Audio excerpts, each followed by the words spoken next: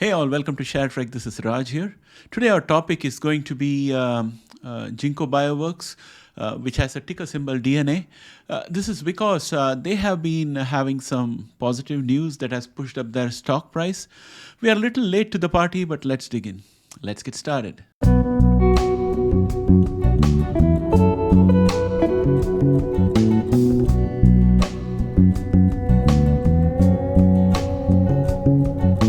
Welcome back, friends. One day in mid-May 2019, Kathy Wood bought 4.75 million shares of Ginkgo Bioworks, estimated to be worth 11.5 million.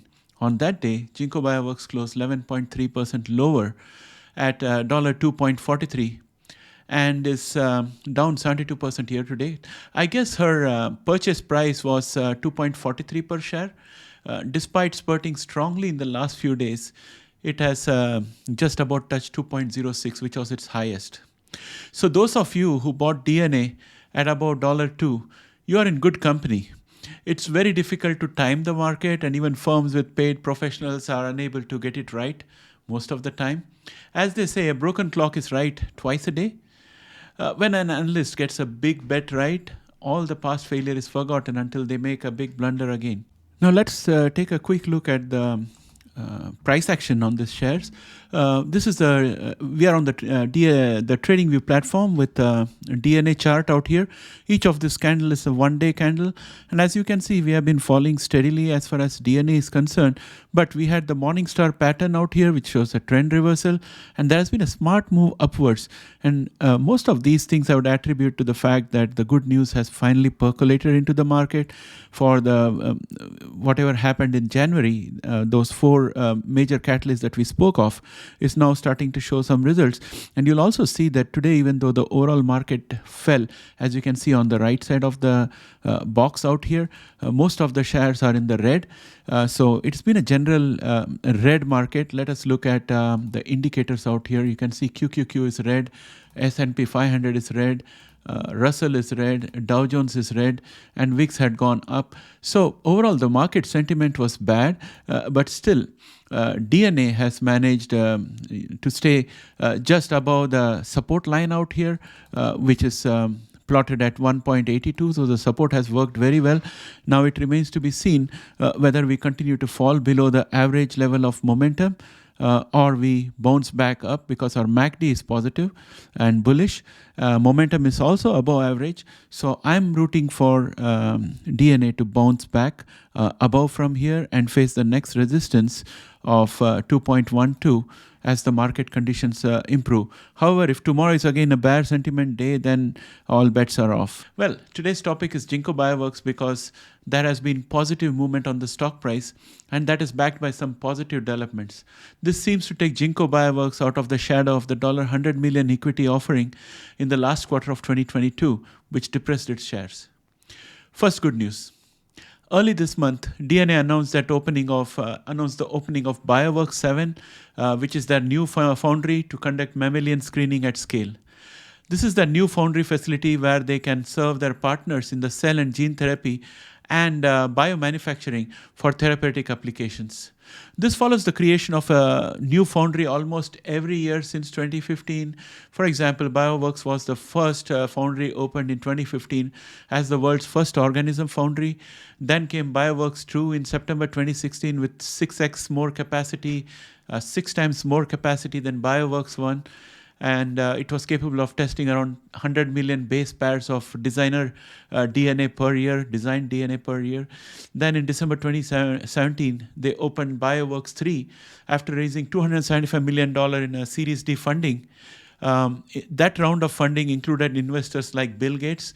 So there is good company in the founding of DNA. Bioworks 3 was targeted at supporting the collaboration with Bayer in agriculture. Bioworks 4 was opened in November 2018 in Boston and was designed with a movable design where everything could be moved and reconfigured, including robots and equipments on trolleys, so that they can be moved around. And they even had sockets, power sockets suspended from the ceiling. And the dividing walls could be removed and reclipped and reconfigured to form new rooms. So it was a revolutionary design. And it seems DNA has been busy with acquisitions as well as building foundries in partnership over the years.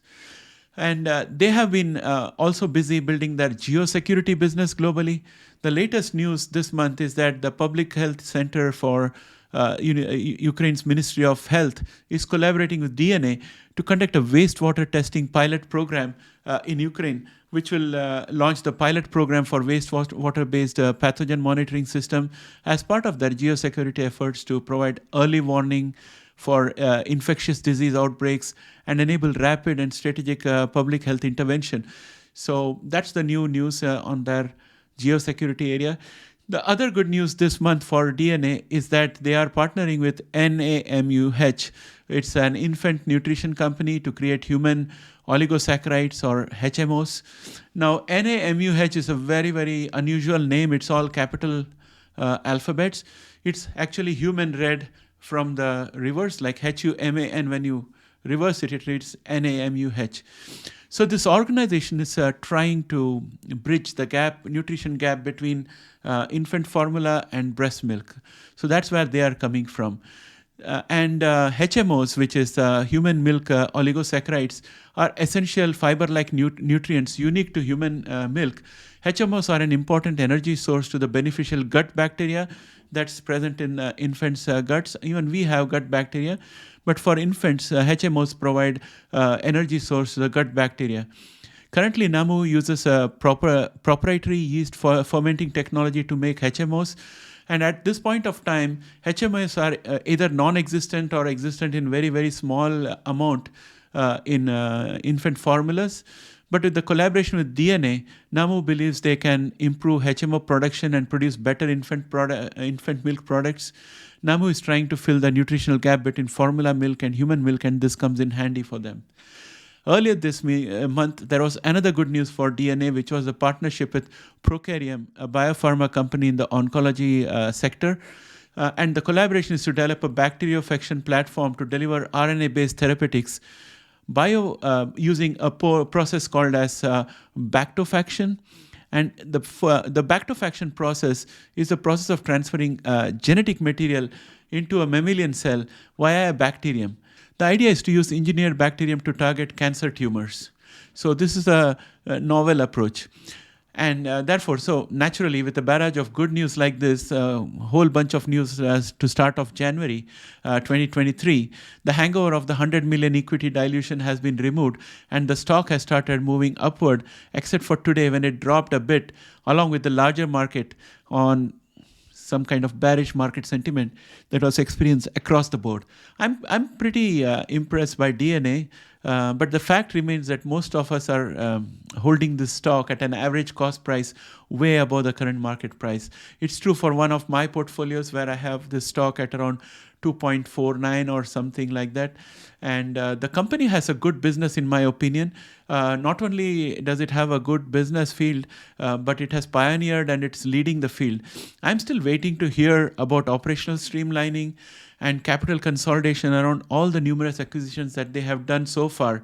I think that that geosecurity business will give them great dividends as a highly mobile world will continue to face newer pandemics, and security services will be very much in demand. And they have already signed up with leading national government organizations across the globe. This trend will only continue, and it's a big market out there, and government clients are well-paying clients, and it's a very reliable collaboration. So I'm very bullish on the geosecurity business also. And this is a stock for the long haul, in my opinion. And the ride from now to when you will see a return on your investment will be a roller coaster ride that is suitable for those with really strong constitution. So that's my opinion on DNA.